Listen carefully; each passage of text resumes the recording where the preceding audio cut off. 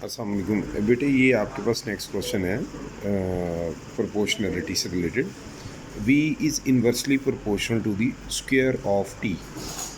उसने क्या है कि v जो है ना, v उसका इन्वर्सली प्रोपोर्शनल रिलेशन है स्क्वायर ऑफ t के साथ। मींस के v इस तरह आप लिखेंगे, इन्वर्सली प्रोपोर्शनल का साइन डालेंगे और 1/t स्क्वायर लिखेंगे। तो इन दोनों का ताल्लुक क्या है? इन्वर्सली प्रोपोर्शनल का है। वो कहता है कि v की वैल्यू 28 है व्हेन t की वैल्यू 2.5 है। एक्सप्रेस करें v in terms of t। तो आपने v की value in terms of t निकालनी। देखो आपके पास ये दिया हुआ है v is proportional to 1/t square. Means के प्रोपोर्शनैलिटी का साइन हटेगा तो यहाँ पे क्या आ जाएगा? कांस्टेंट। तो ये देखें v इज़ इक्वल टू क्या आ जाएगा? k times 1/t square. k one ज़ा k/t स्क्वायर आ जाएगा। वेयर k मैंने इधर मेंशन किया है, k is the constant of proportionality. यहाँ से टी स्क्वायर डिवाइड हो रहा है, उधर जाके मल्टीप्लाई होगा। k इधर लिख दें, वी टी स्क्वायर को इधर। ये इक्वेशन नंबर 2 बन गई। ये 1 है और ये इक्वेशन नंबर 2 है। v आपके पास गिवन है 28 एंड t 2.5 दिया हुआ। तो आप लिखेंगे नाउ पुट v की वैल्यू ये और t की वैल्यू इन इक्वेशन नंबर 2 यहाँ पे v और t की जगह। 2.5 का स्क्वायर 6.25 होगा, वो 28 से मल्टीप्लाई करें 175 आ जाएगा। अब आप k की ये वैल्यू उठाएंगे यहाँ से और वापस ले जाके यहाँ पे पुट करेंगे, क्योंकि हमें उसने क्वेश्चन की डिमांड में मांगा हुआ v in terms of t।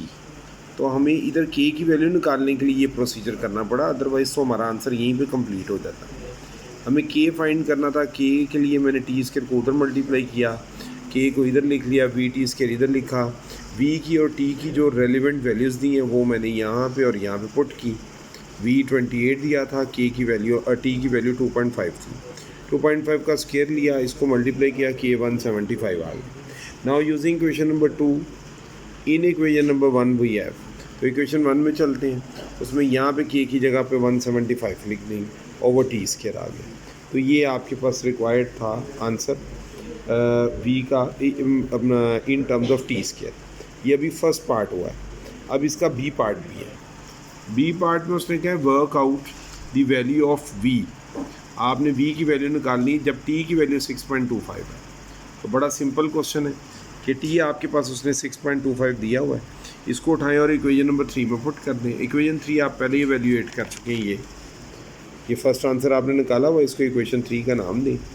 यहाँ पे जस्ट हमने t की वैल्यू पुट करनी है। t उसने गिवन दिया हुआ, देखिए ज़रा t की वैल्यू 6.25 दी है, वो आप नीचे रखें। t की 6.25 पुट करने के बाद उसका स्क्वायर आ जाएगा। कैलकुलेटर से आप इसको डिवाइड कर लें तो 4.48 वैल्यू v आ जाएगी।